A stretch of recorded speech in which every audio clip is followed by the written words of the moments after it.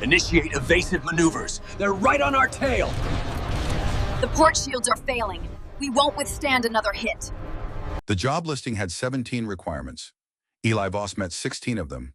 The one he didn't meet, preferred species, Vetharan, or allied non-human, he ignored entirely, submitted his application anyway, and received a response within 4 hours. The response was a single line: report to docking platform 9, Meridian Station, 0600 tomorrow. Ask for Corin. He didn't ask what the job paid. He didn't ask who Corin was. He packed one bag, took the overnight transit, and arrived at platform 9 at 05:03. The platform smelled like coolant and something faintly electrical, the particular charge that Vetharan drive systems left in recycled air. Eli recognized it. He had smelled it before, a long time ago, under very different circumstances. He filed that recognition away without comment, the way he filed most things, and waited. Corin arrived at exactly 600. He was tall even by Vetharan standards. Nearly 8 feet, his exoskeletal plating the color of deep slate, ridge lines along his shoulders marking him as high-caste military. He looked at Eli the way a man looks at a door he suspects someone has installed in the wrong wall. "You're the human." Not a question. Eli Voss. He didn't offer a hand. Vetharan military didn't shake hands with anyone. Pilot, navigation certified class 4, 12 years commercial, 6 years charter. He paused. I understand the previous pilot withdrew. He was reassigned.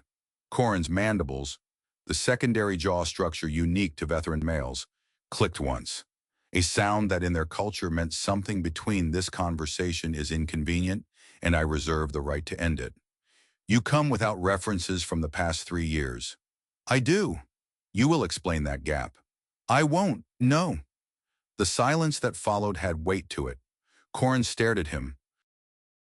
Eli looked back without particular expression, neither challenging nor retreating, simply present, the way a wall is present when you lean against it. The Duchess has reviewed your application personally, Corin said finally. The concession cost him something. She will see you.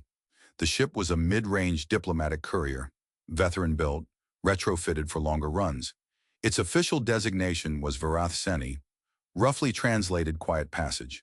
The interior was high-ceilinged and spare, surfaces the color of bone and pale amber, designed for a species that read status through restraint.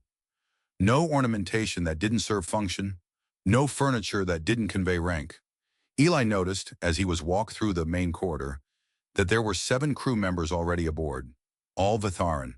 All of them tracked him with the careful, measured attention of people trying to determine whether something was dangerous or merely unusual. One of them, a younger male, lean, plating not yet fully hardened, wearing a pilot's rank badge on his left shoulder plate, watched Eli with an expression that had nothing measured about it. Pure dislike, straightforwardly worn. The pilot who got replaced, Eli thought, or didn't get the position he expected. He cataloged this and kept walking. The Duchess Senna Rao received him in the ship's small formal chamber, a room designed for diplomatic meetings that needed to feel intimate while remaining unambiguous about hierarchy. She was seated when he entered, which in Vetharan protocol meant she had decided the meeting was worth formality. Standing would have meant the opposite. She was younger than he expected. Vetharan aging was difficult for humans to read accurately. The exoskeletal structure changed slowly, coloring deepening with decades. But something in how she sat, the particular quality of her stillness, suggested she was early in whatever passed for middle age in her culture. Her plating was a pale silver blue, unusual enough that he understood immediately why Corin had the rank markings he did. This was not a minor household. She looked at him the way she had probably looked at 1,000 diplomatic problems, entirely without hurry, without the courtesy of pretending she wasn't assessing. "Mr. Voss," she said. Her standard was precise and unaccented, better than most humans manage with their second language. "You have no references from the past 3 years. No, and you won't explain why. I'd rather demonstrate competence than explain absence." Something shifted in her expression. Not warmth exactly. More like the faint recalibration of a person who had expected a different answer. "Devan," she said. A Vatharan male stepped forward from the corner of the room. Older, civilian cast, his plating the warm amber of a scholar or administrator. He had a data tablet in one hand and the particular manner of someone who controlled access to things and knew it. He placed the tablet in front of Eli without looking at him directly. "Standard route," Devan said. His standard was accented, clipped. "Meridian station to the Varath corridor, then transit through the Kasvan relay to the Horath system. Estimated transit time, 11 days. You will navigate this route." Eli looked at the star map on the tablet. He looked at it for perhaps 4 seconds. Then he said, "The Kasvan relay has been showing irregular drift in its gravity anchor since the last cycle. The published route takes you through the secondary lane. If you transit in the next 72 hours, the drift puts that lane inside the debris field margin." He set the tablet down. "I'd suggest the tertiary approach instead. Adds 9 hours to your transit time." Silence. Devan looked at the tablet, then at Eli. "The drift data is not in the public navigation feed." "No," Eli agreed. "Then how?" "I read the relay beacon timestamps on the way in. They were running 0.3 seconds slow on a cycle that should be precise. That's a gravity anchor fluctuation signature." He paused. "Small detail. Easy to miss." Senna was watching him. He could feel it. Not the weighing assessment from before, but something more particular. She had noticed something and was deciding what to do with it. "The tertiary approach," she said. "Yes. That route passes near the Veth boundary markers." "It does. You know what those markers are." "Old war coordinates," he said, "from the Kasvan campaign. The boundary's been formal for 18 years. There's nothing there except navigation beacons and a lot of very old debris." He held her gaze steadily. "We won't have any trouble." Another silence. Senna looked at Devan. Devan's expression was the careful blank of a man choosing not to show his opinion. Corin, standing by the door, had gone very still. "You have the position, Mr. Voss," Senna said. "We depart in the 6 hours." Eli spent those 6 hours in the cockpit, learning the Varath Sin, the way he learned every ship, methodically without assumption, treating nothing as given until he had confirmed it himself. Drive response curves, thruster lag tolerances, the particular latency in the portside nav system that the previous pilot had apparently noted in the log and then failed to compensate for. He fixed the latency. He also ran a full diagnostic on the communications array, which was standard procedure, and noticed, while running it, that one of the secondary relay channels had a very faint encoding signature on its idle carrier wave. The kind of thing that was easy to explain as background noise. The kind of thing that was also, if you knew what you were looking for, the setup for a low-band tight beam transmission that wouldn't show on standard monitoring. He stared at it for a moment. Then he finished his diagnostic, logged everything normal, and went back to calibrating the portside nav. The young pilot, Thal, Eli had learned his name from the crew manifest, came into the cockpit 20 minutes before departure. He stood in the doorway without speaking, looking at the console, at the adjustments Eli had made to the display layout, at the way Eli had repositioned the secondary control surfaces to favor left-hand input. "Rao household pilots use right-hand primary configuration," Thal said. "I'm not a Rao household pilot," Eli said. "I'm a hired contractor." He didn't look up. "You can change it back after I'm gone if you take the position." "When I take the position?" "Sure." Thal was quiet for a moment. Then, "You read the relay timestamps from passive approach scan?" It wasn't quite a question. "Yes. That requires knowing the baseline cycle timing for each relay in the corridor. By memory." "It does. No contractor knows that." Eli looked up then, not quickly, without threat, just the natural turning of attention. He looked at Thal the way you look at a door someone has left standing open when the weather's coming in. Not unfriendly, simply aware. "The Duchess hired me," he said. "She didn't ask you to confirm her judgment." Thal held his gaze for 3 seconds, then looked away first. He left without speaking. Eli turned back to the console. He had been in this ship for less than 6 hours. He had already identified one crew member who resented his presence, one communication anomaly that could be completely innocent, and one diplomatic official who controlled information flow and had very deliberately not looked at him when giving him the navigation brief. He pulled up the star map again. The old Casvin boundary markers glowed faintly on the tertiary route. Small colored points, the standard notation for decommissioned military coordinates. He knew every one of those points by a different name. He had been there when they were given their original designations. Not as coordinates, as positions, fighting positions, rally points. Last stand markers scratched into emergency nav computers by people who were running out of options and trying to leave something behind that would at least tell someone where they had been. He had been the one, in the end, who had transmitted those coordinates. He had been the only one left to do it. He closed the star map. He ran his pre-departure sequence. He thought about nothing in particular, or rather, he thought about the things directly in front of him, which was how he had learned to manage the other kind. At 1200 exactly, Senna's voice came through the ship intercom. "Mr. Voss, we are ready to depart." "Understood," he said. He took the Vareth Sen out of Meridian Station with the steady, unhurried precision of someone who had been flying in worse conditions than this since before the person giving him orders had learned to read star charts. The station fell away behind them. Open space opened ahead, dark and enormous and entirely indifferent, the way space always was. Eli had always found that indifference useful. It meant the universe didn't care what you'd done or where you'd been, only what you did next.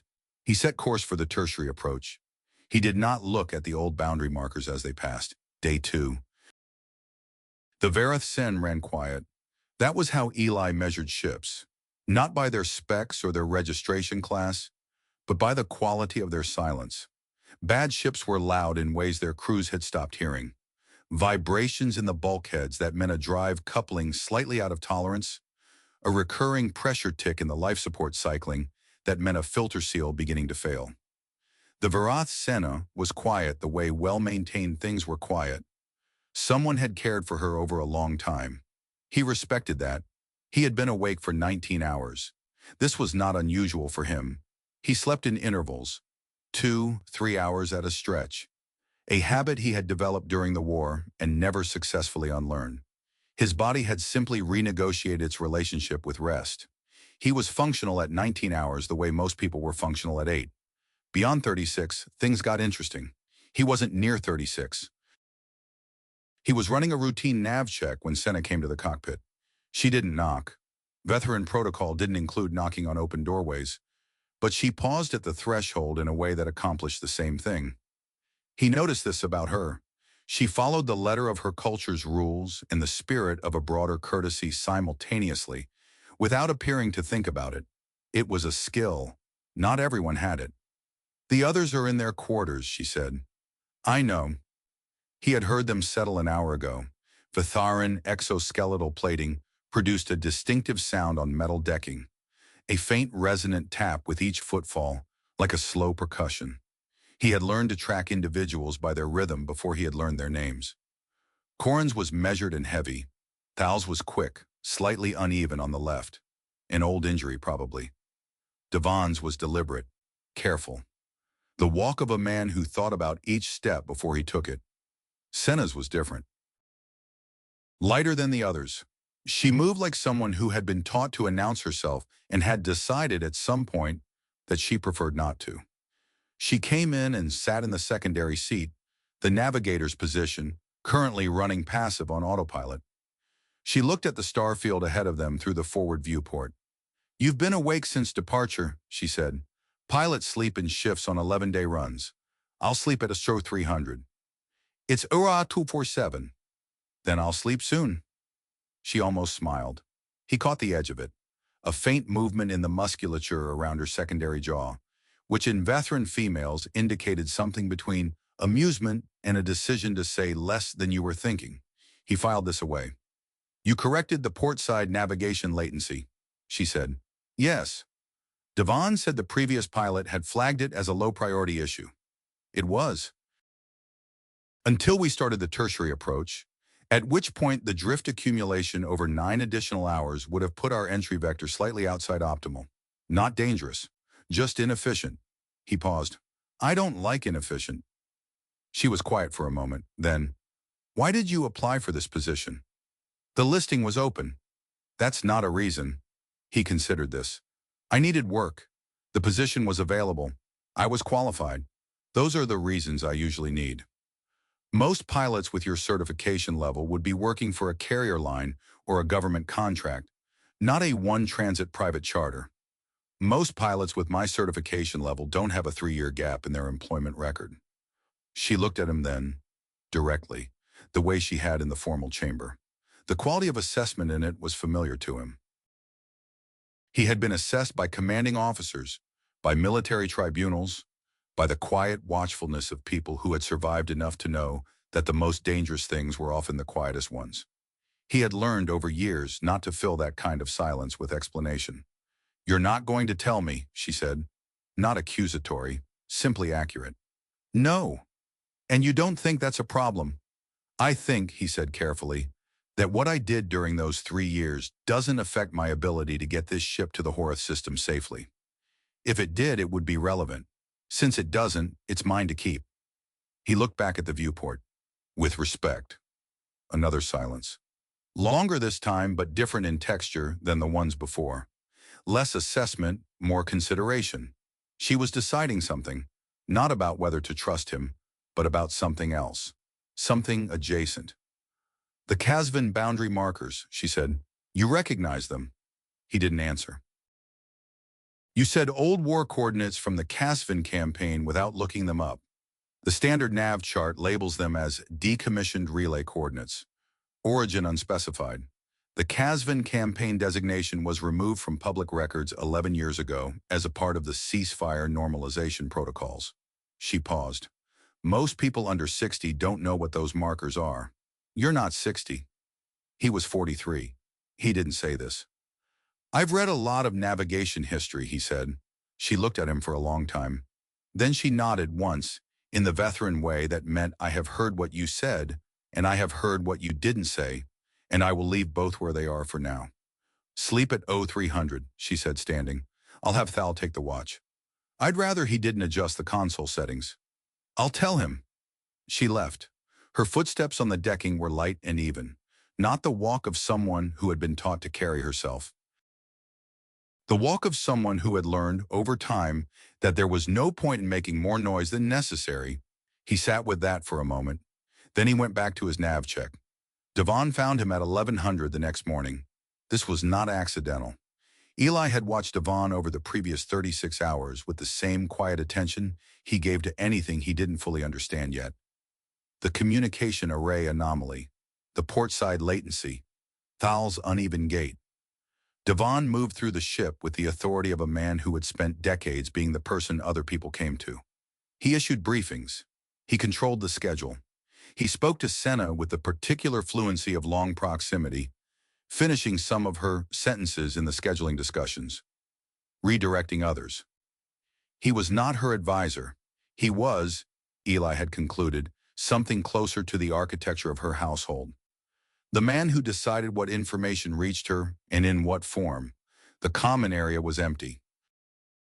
Devon came in, poured himself a drink from the cooling unit, something amber and aromatic that Eli didn't recognize, and sat across the table with the unhurried ease of a man who had decided this was his idea. You fly well, Devon said. His standard was better than it had been in the formal meeting. He'd been performing the accent. Better than contracted pilots usually manage on unfamiliar ships. Thank you. How long have you been flying veteran-configured vessels? Long enough.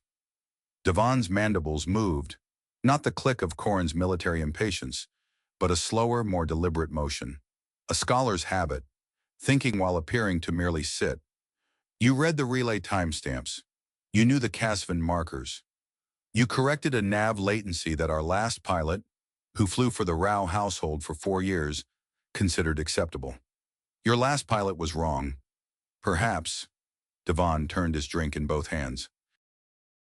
The Duchess is traveling to the Horath system to negotiate a renewable resource treaty. You know this. What you don't know, what is not in the charter brief, is that there is a faction within the Horath Council that does not want this treaty concluded. They have been looking for a reason to discredit the mission? He looked up. A human pilot, hired without extensive reference checks, would be an excellent reason. Eli held his gaze. Are you warning me or threatening me? I'm explaining the situation. Devon set his drink down. The Duchess makes decisions quickly. She made this one based on a single interview and a navigation demonstration. I am the one who manages consequences. A pause. I would like to know who you are, Mr. Voss.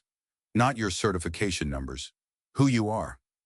I'm the pilot, Eli said. That's all I am on this ship. That answer is unsatisfying. Most true answers are. Devon looked at him for a long moment. Then he stood, picked up his drink, and left. Eli sat at the table for a while after he was gone. He thought about the conversation the way he thought about navigation anomalies. Not emotionally, but structurally. What it had been asking for. What it had been trying to determine. What it had revealed about the person asking. Devon had wanted him off balance. The framing, the warning about the Horath faction, had been designed to make Eli feel observed, exposed, contingent. To make him talk in order to defend himself. It was a technique Eli recognized. He had seen it used in military interrogations, in diplomatic debriefs, in the long, awful interviews after Casvin, when everyone wanted to understand how one man had come back when no one else did. He had not answered those questions either. He went back to the cockpit and checked the communications array. The secondary channel's encoding signature was still there, unchanged, dormant, waiting for something. He took a passive reading of the carrier wave frequency and tucked the numbers into his personal nav log under a label that would mean nothing to anyone else. Ambient signal, routine. Then he pulled up the tertiary approach chart and ran his afternoon calculations. They were 2 days out from the Casvin relay transit. The gravity anchor drift he had detected from Meridian was still within manageable parameters. His recalculated entry vector was holding. Everything was fine. He told himself that meant something. That evening, Senna came to the cockpit again. This time she brought 2 cups of something hot, a Vatharan drink, pale and slightly luminescent, that smelled like cedar and cold water. She set one in front of him without asking if he wanted it. He drank it. It was bitter in a way that cleared the back of the throat and warm in a way that spread down through the chest and settled there. Devon spoke to you today, she said. It was not a question. He did. What did he say? Eli considered this. Not whether to tell her, but how much. He explained the political context of the mission, the Horath faction that opposes the treaty. He paused. He suggested that my presence might be used as a reason to discredit the mission. Senna was quiet for a moment. He said that. He did. She looked at the viewport, the star field, the faint glow of the tertiary route markers ahead. Devon has managed my household's affairs for 19 years. He has a thorough understanding of risk. She paused. He also has a thorough investment in how risks are managed, which sometimes means he prefers to manage them himself. Eli said nothing. He was listening to the weight of what she was leaving unsaid, the way the sentence ended before it should have, the way her shoulders had shifted almost imperceptibly when she said 19 years. I hired you, she said, not him. That distinction matters to me. I understand. She looked at him then. Not the diplomat's assessment, not the careful measuring of a first meeting. Something more direct. Do you know what Vareth Senna means? Quiet passage. Literally, yes. The older translation is different. She paused. In the classical form it means, the kind of quiet that has earned its stillness. The ship was named by my grandmother. She believed that silence was not an absence. It was a quality, something a person had to develop. She looked at the viewport again. She would have found you interesting, Mr. Voss. Eli picked up his cup. He drank the last of the cedar-cold liquid and set it down. What is the mission, really, he said. Not the treaty. The real reason you're making this transit now on a diplomatic courier with a 7-person crew through the Casvin corridor. The silence that followed was different from all the others. Senna sat very still.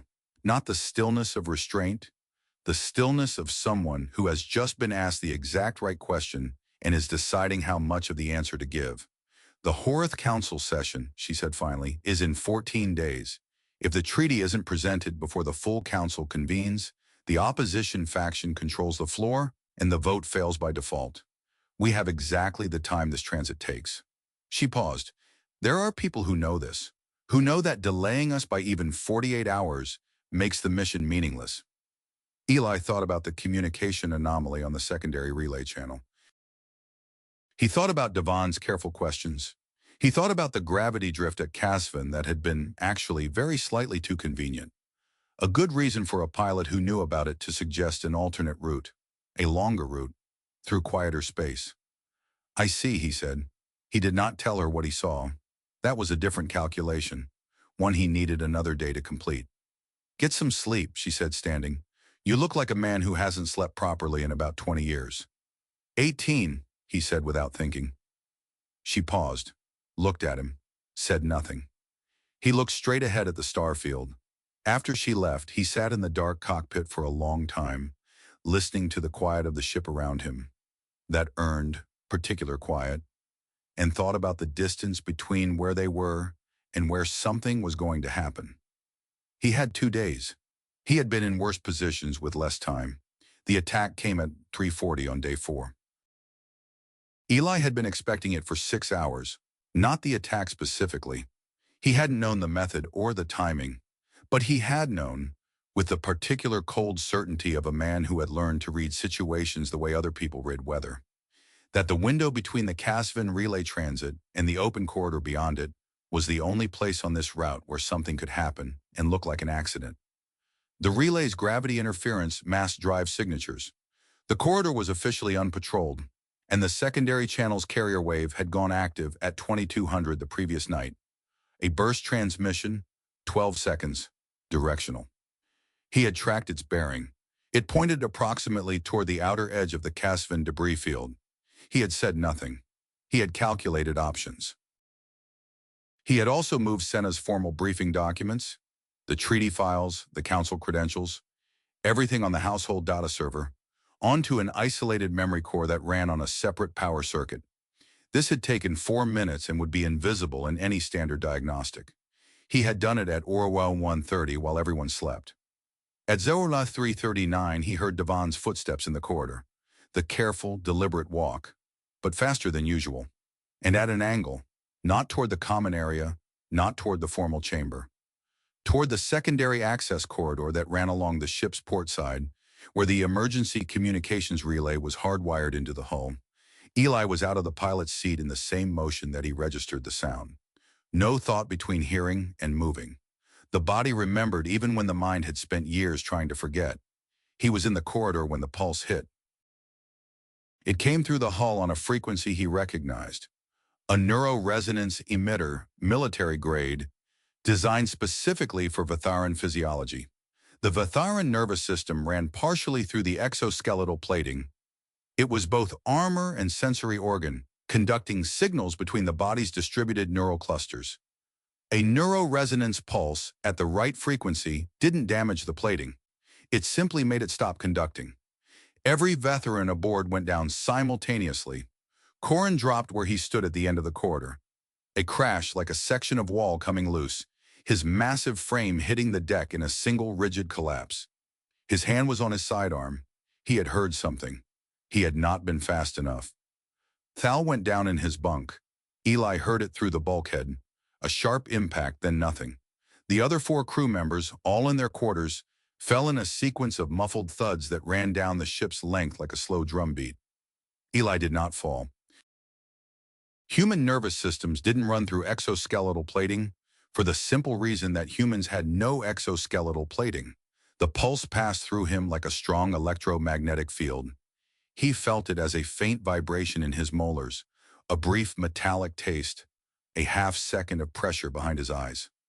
Then it was gone. He was already moving. Devon was at the emergency relay panel when Eli came around the corner. He had it open. A wall-mounted housing the size of a large book, wired directly into the ship's hull communications. He was transmitting. Not a burst this time. A sustained beacon signal, directional toward the debris field. He heard Eli and turned. For 1 second, they looked at each other. Devon was a civilian administrator. Eli had thought of him that way, the architect of a household, the manager of information. He had not thought of him as a fighter.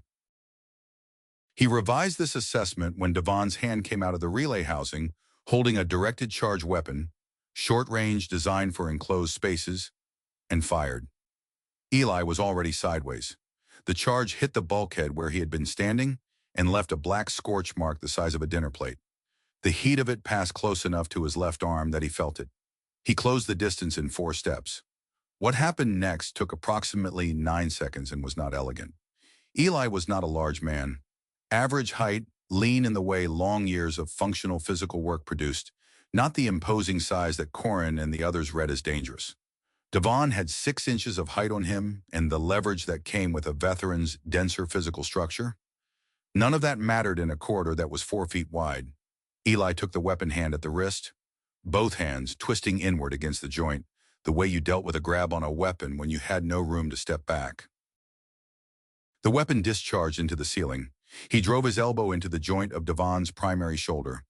Vetharan exoskeletal plating had a weak point there, where the plates articulated for arm movement, a gap about 3 inches wide, and felt the impact land correctly. Devon's arm buckled. The weapon hit the floor. Eli stepped on it and looked up at Devon. Devon was breathing hard. His primary arm hung wrong at the shoulder. Not broken, but the joint had been compressed in a way that would make it useless for several minutes. His expression had lost its administrative composure entirely. What was underneath it was something raw. Not fear exactly, but the particular look of a man who had just discovered that his model of a situation was completely wrong. "You're not a pilot," Devon said. "I am," Eli said. "I'm also other things." He kept his voice flat. "The attack ship in the debris field. How long before it reaches us?" "I don't—" "Devon." He didn't raise his voice. He had learned long ago that the silence of a man who is truly in control looks very different from the silence of a man who is afraid. And the person across from you always feels that difference, even when they can't name it. "How long?" A pause. Devon's mandibles worked. 11 minutes. They were waiting for the beacon. "Can you abort the signal?" "No. It transmitted on confirmation handshake. They're already moving."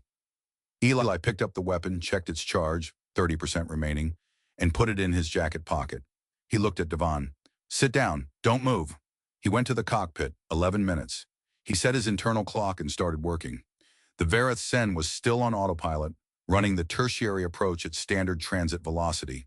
He pulled her off autopilot and dropped the drive output to 30%, enough to maintain course without the drive signature that would make them easy to track. Then he brought up the sensor array. There, at the edge of the debris field, a small ship, fast, military configured, no registered beacon, moving on a direct intercept vector, 11 minutes at their current relative velocities. He had, if he pushed the Verith Sen's drives to full, perhaps 9 minutes to do something useful.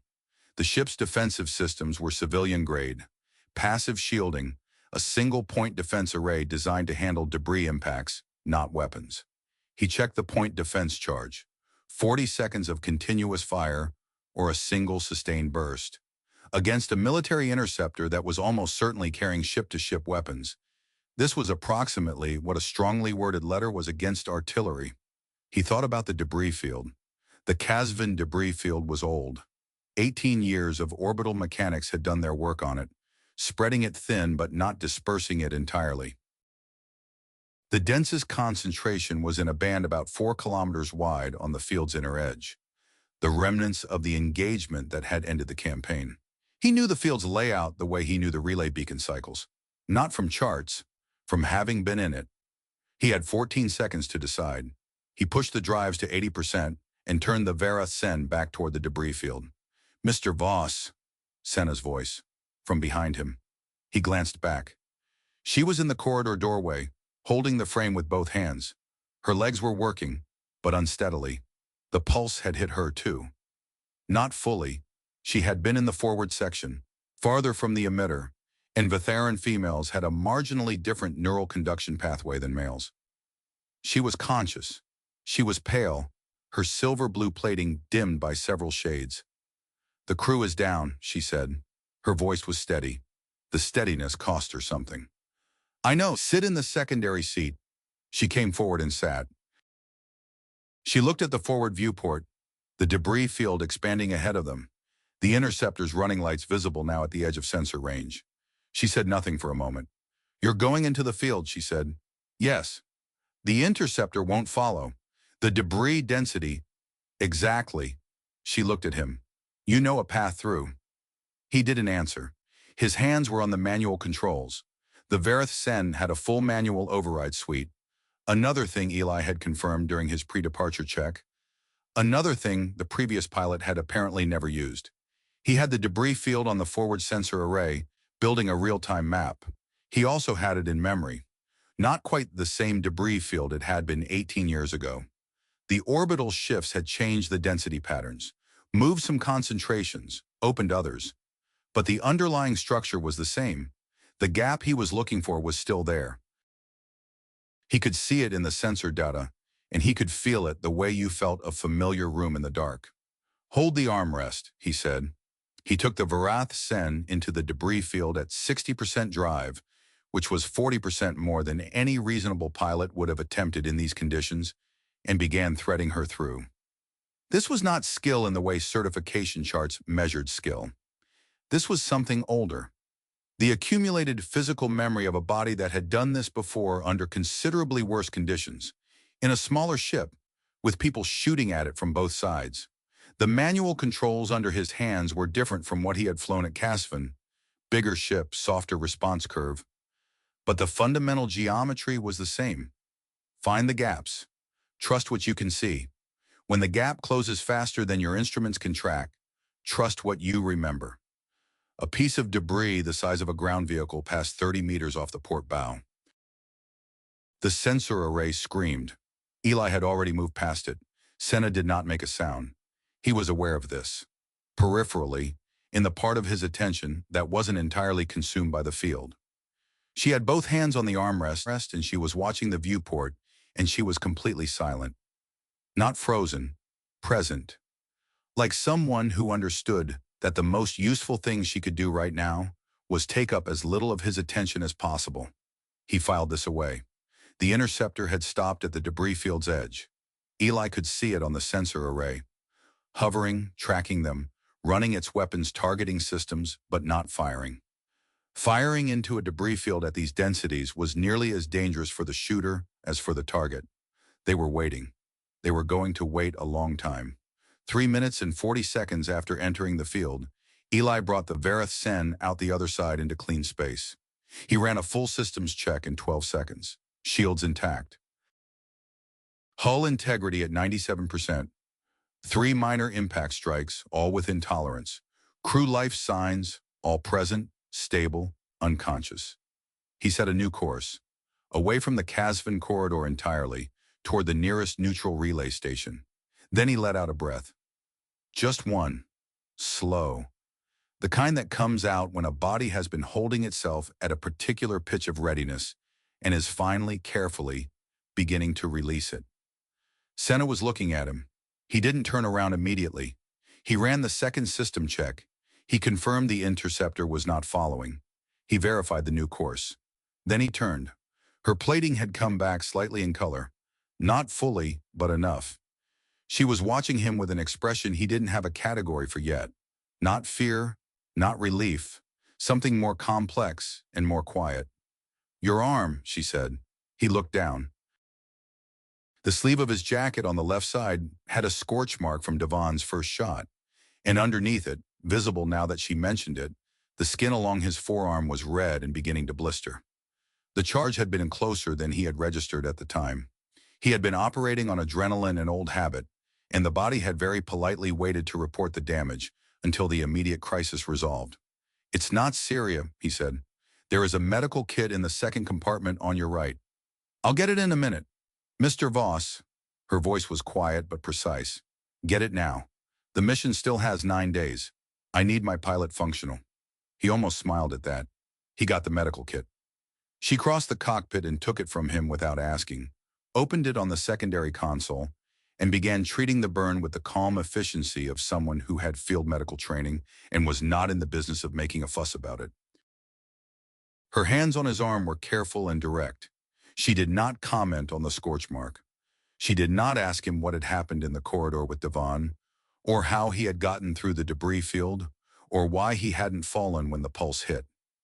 She treated the burn. She applied a setting compound. She closed the kit. "Thank you," he said. She nodded once.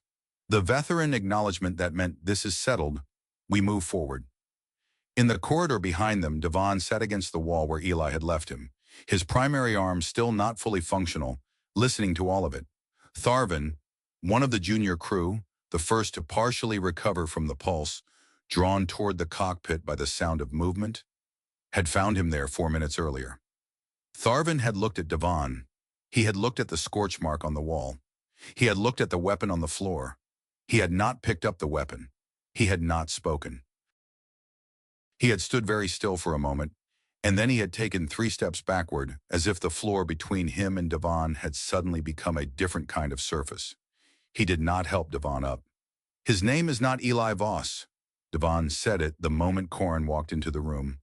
Corin, who had recovered first among the crew, whose plating had returned to its full slate color by the time he had pulled himself upright from the corridor floor, whose first act upon recovering was to find the Duchess and put himself between her and everything else.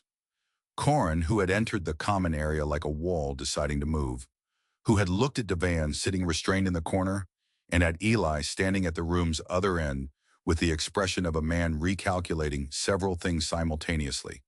"His name is not Eli Voss," Devon said again, and held up his data tablet with his undamaged hand. On it was a file, not from a public registry, not from any civilian database. The header was in classical Vatharan, the old administrative script that had been used by the Imperial Defense Archive before the ceasefire, the kind of file that was supposed to have been sealed under the normalization protocols, the kind of file that a man who had spent 19 years managing a noble household's information access might, quietly and over time, have found his way into. The image on the file was unmistakably the man standing across the room. Younger, thinner in the way combat did to a person, but the eyes were the same, that particular quality of absolute presence, of a person who was entirely where they were and nowhere else. The name on the file was not Eli Voss. It was Elias Vosser. Call sign Remnant. Rank Senior Flight Specialist, Earth Defense Force, 14th Deep Range Squadron. Status, Sole Survivor, Casvin Engagement, Year 12 of the Expansion Conflict. Last recorded contact, transmission from inside the Casvin debris field, coordinates of fallen EDF personnel, before communication blackout. Official status per EDF records, missing, presumed dead. "He is the human who survived Casvin," Devon said. His voice was controlled, the voice of a man who was recasting his position in real time, trying to find the angle where this information helped him rather than buried him. "The last man, the one who transmitted the coordinates of the dead." A pause. "Do you understand what I am saying? This ship's pilot is not a contractor. He is a ghost, a war remnant that both sides agreed to forget." The room was very still. Corin had not moved. He was reading the file on Devon's tablet from across the room. His eyesight, like all Vatharans trained in military service, was sufficient for that. His mandibles were completely still. That was more telling than any expression. Senna stood near the secondary door. She had read it already. She had read it in the first 10 seconds, and she had not looked at Eli since. She was looking at the space slightly to his left, the careful gaze of someone processing a large amount of information and choosing not to show the process. Eli looked at the file. He looked at his own face 20 years younger, in the header image of a document that was supposed not to exist. He said nothing. "The 14th Deep Range Squadron," Corin said finally. His voice was very quiet. In veteran military culture, a very quiet voice from a high-caste guard meant something had achieved a gravity that required careful handling. The squadron that held the Casvin relay for 11 days after the main line collapsed. "Held is a generous word," Eli said. "We delayed the advance. It was enough time for the ceasefire negotiations to close." 11 days, Corrin looked at him directly. Against the third expansion fleet. There were 9 of us at the end, then 5, then 2, then... He stopped. Then the ceasefire came through. You were the transmission, Senna said. It was the first time she had spoken. She was looking at him now, directly, fully, with all of that particular Vatharan attention that didn't look away until it had understood what it was looking at. You were the one who transmitted the coordinates, she said, after everyone else was gone, from inside the debris field. The field was good cover. The debris masked my drive signature.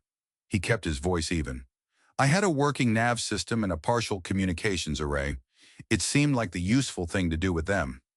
The useful thing. She said it slowly, as if testing the weight of each word. People deserve to be found. The silence that followed was different from every silence before it on this ship. It had a different texture. It wasn't the silence of assessment or diplomatic restraint. It was the silence of a room where everyone was holding something very carefully, afraid that if they moved too quickly it would break. Devan had expected this revelation to give him leverage. He had miscalculated. Eli could see him recalculating now. The way the angle had shifted, the way Corrin's expression had gone not to suspicion, but to something else entirely, something Devan had not anticipated and could not easily redirect. He is a liability, Devan said. His voice had found a new direction. Not the administrator's controlled presentation, but something more urgent. Whatever he did at Casvan, whatever he survived, he has been operating under a false identity. He has been on this ship under false pretenses. The Horath Council, Senna said, will hear what I choose to tell them. Devan stopped. Senna moved, not quickly, but with a directness that was, in its way, more commanding than speed. She crossed the room and took the tablet from Devan's hand.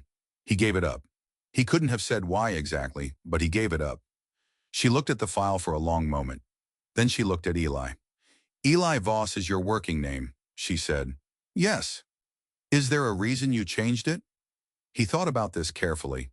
Not about what to say, about how to say what was true without performing any of the emotion that was attached to it. The EDF listed me as missing presumed dead. After the ceasefire, I decided not to correct them. A man who is officially dead has a certain amount of freedom. He doesn't have to be the symbol of things. The last survivor, she said. People wanted me to be a story. I was tired of being a story. He paused. I just wanted to fly. She looked at him for a long time. And when you saw this charter listing, a Vatharan diplomatic ship, traveling through the Casvan corridor, I thought I could make sure it arrived safely. You thought? A pause. You knew something was wrong before you applied. He considered denying this. The political timing of the treaty, the Casvan corridor, the open pilot position, it was suggestive. You applied for the position, she said very precisely, because you suspected someone might try to stop this ship, and you thought you might be useful. Yes, without telling anyone. I didn't know who to tell. The problem was on the ship. She looked at the tablet in her hands. Then she set it face down on the table, very carefully, and turned to Corrin. Devan attempted to transmit a beacon to an interceptor in the Casvan debris field, she said. He disabled the crew with a neuro-resonance emitter. Mr. Voss stopped him, secured him, and navigated the Varath Sen through the debris field to avoid the intercept. She paused, after which he treated a burn injury without complaint and asked for nothing. Corrin looked at Devan, then at Eli. Something moved in his face, slowly, like a very large and heavy thing deciding to change direction. The mandible click this time was different from the ones before. In Vatharan military register, it meant something closer to acknowledge than anything else. The neuro-resonance emitter, Corrin said to Devan. Where did you obtain it? Devan didn't answer. It is a Third Fleet designation weapon, Corrin said. Those were not decommissioned after the ceasefire. They were transferred to the Horath Council's security division. He looked at Devan with the expression of a man who had opened a door and found a much larger room than expected behind it. You have been working with the Horath opposition faction, not merely informing them, working with them. Devan's composure, which had been eroding in pieces since the corridor, finished collapsing. Not dramatically. There was no outburst, no sudden movement. Just the final settling of something that had been held up too long by nothing but habit and practiced stillness. He looked at the table. He looked at his damaged arm. He looked at the wall. The treaty would have ended my position, he said finally. Normalized trade relations don't require a household administrator with 20 years of military archive access. They require logistics coordinators and commercial lawyers. He paused. I have spent 19 years building what I built. She was going to give it away. He said it without particular anger. That was what made it land the way it did. Senna looked at him for a long moment. There was something in her expression that was not triumph and not anger, and not the diplomatic blankness she used for difficult situations. It was something older and quieter, the expression of a person who has just seen the full shape of a thing she had been living inside of for years without recognizing. She didn't say anything to him. She turned and walked back toward the cockpit. Eli was already there. He had left the common area while Corin was still processing what Devon had said. Quietly, the way he moved through most spaces, leaving no particular impression of departure. He had the new course plotted. The neutral relay station was 6 hours away. From there, with the correct authorities notified, they could resume course to the Horath system with a 7-day transit time remaining. Enough margin for the council session. He heard her come in. She sat in the secondary seat. She didn't speak immediately. He ran the navigation calculations and let the silence be what it was. The coordinates, she said finally, the ones you transmitted from the debris field, after everyone was gone. Yes. Veteran records show those coordinates were used to recover the bodies of 7 EDF personnel, and, she paused, and 19 veteran soldiers from the 3rd Fleet Advance element that was caught in the field when the ceasefire came through. Their families were notified because of that transmission. He had not known this. He knew the EDF coordinates had been received. He had not known about the others. He sat with this information for a moment. He let it settle where it would. You didn't know, she said. It was not a question. No. And it doesn't change why you did it. No, he said. It doesn't. He paused. It was the right thing to do. People deserved to be found. Both sides. The ship hummed around them. The debris field was behind them now, receding on the rear sensors. The neutral relay station was a faint beacon on the forward array, a small point of light in the enormous dark. Elias Vosser, she said quietly. Not like she was testing it, like she was placing it somewhere, giving it a location.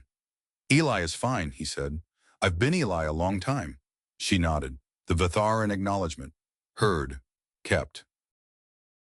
Moving forward, she reached into the side pocket of her formal jacket and placed something on the console beside him. A small data chip, old design, the kind the veteran Imperial Archive used before the ceasefire. He looked at it without touching it. My grandmother's archive, she said. She was a senior diplomatic officer during the expansion conflict. She kept records that were not submitted to the normalization protocols. She paused. She wrote about Casvin, about a human transmission from inside the debris field that came through on an old IDA frequency. She wrote that she had never heard anything like it, not because of what it said, but because of what it didn't say. No distress call, no demands, no last message for anyone, just coordinates, accurate to within 10 meters. She was quiet for a moment. She wrote, "This is what calm looks like when it has nothing left to perform for." Eli looked at the data chip. He did not touch it. She would have found you interesting, he said. Yes, Senna said. She would have. The crew came back in pieces. Tharvin first, then the other 3, returning to their functions with the careful precision of people who had been given a great deal to think about and had chosen collectively to think about it through the discipline of doing their jobs. The ship's systems were checked, rechecked, and found in order. Corin arranged Davin's formal detention in his quarters with a guard and notified the neutral relay station of the situation ahead of their arrival. He did all of this without particular ceremony, which was its own kind of ceremony. The veteran military way of saying, we know what happened here, and we know what it means, and we will handle it correctly. Thal came back last. He came to the cockpit doorway the way he had on the first day, standing at the threshold without announcing himself. But the quality of it was different. On the first day, it had been the presence of a man measuring arrival. Now it was something more uncertain. He stood there for a long moment, and Eli let him stand there. And eventually Thal said, "The port side nav latency." "Yes. I looked at what you did. The recalibration." A pause. "The correction factor you used, it's not in any of the standard manuals." "No, I worked it out from the response data." "When?" "Pre-departure check." Thal was quiet for a moment. "You fixed it in 4 hours. The previous pilot had it flagged for 3 years. He was flagging it the wrong way. He was treating it as a hardware issue. It's a software drift. The nav integrator and the primary flight computer are running on slightly different clock cycles. You have to account for the accumulation over time, not the instantaneous offset." Eli glanced over his shoulder. "It'll drift back in about 8 months. You'll need to recalibrate it then. I can write up the method." Thal said nothing for a moment. Then, "You should have told us about who you were." "Probably. Corin would have—" "I didn't know if Corin was involved. I didn't know who was involved. I knew something was wrong, and I knew what I could do about it." He paused. "I wasn't keeping the secret to protect myself. I was keeping it because it was the only way to protect the ship." Thal stood at the threshold. He looked at the console, at the left-hand primary configuration that Eli had set up, that he had said he would change back when Eli was gone. He looked at it for a long time. "I won't change the console configuration," he said finally, "when I take the position." He left before Eli could respond.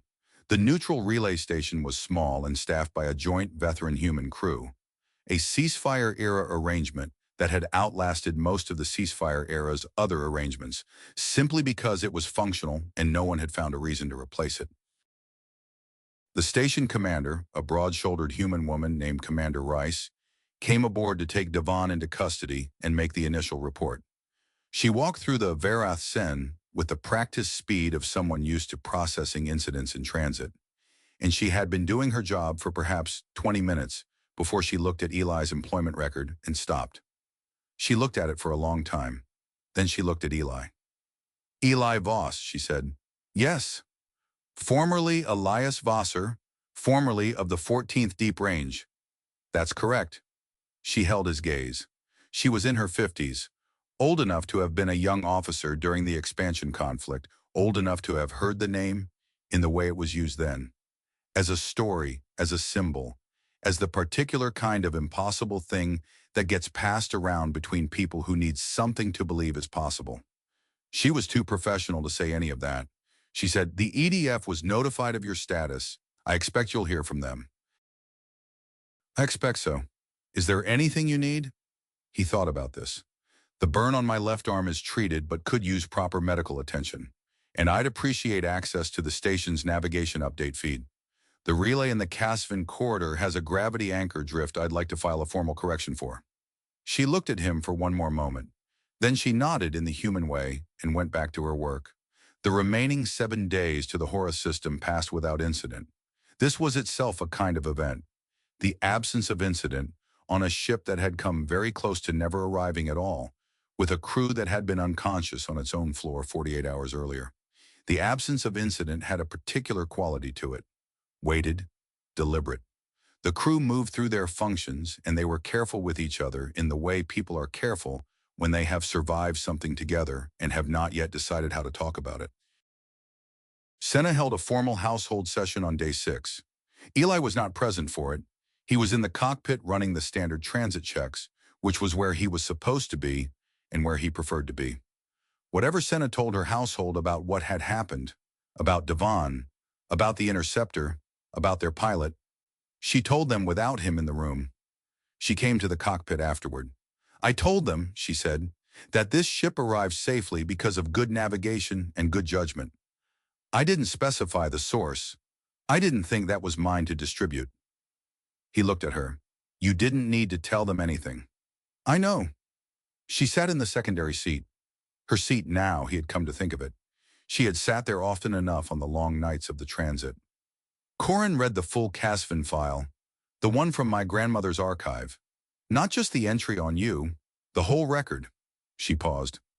He asked me if he could spend some time alone with it. Eli said nothing. He came out after an hour, she said. He didn't speak for a while. Then he said, "We taught our children the Casvin campaign was a tactical failure on our side. We did not teach them what it cost the other side to make it one." The star field moved ahead of them, slow and enormous, the way it always did. "He wasn't wrong," Eli said, "about the tactical failure." "No," Senna agreed. "He wasn't. A silence, companionable now, in the way that silences between people who have said enough become companionable. The treaty," he said, "you'll reach the council in time." "We will." The opposition faction, with Devon removed and the interception attempt on record, their position becomes very difficult to hold. She nodded. "Yes, that part is manageable." She looked at the forward viewport, the Horeth System's star a brighter point now on the display, growing incrementally closer with each check. "I'm more concerned with what comes after. Normalized trade relations." "A beginning," she said. "A formal beginning, which is different from an actual one." She paused. "Formal agreements are easy. Deciding what to do with the history between the agreement and the war, that's harder."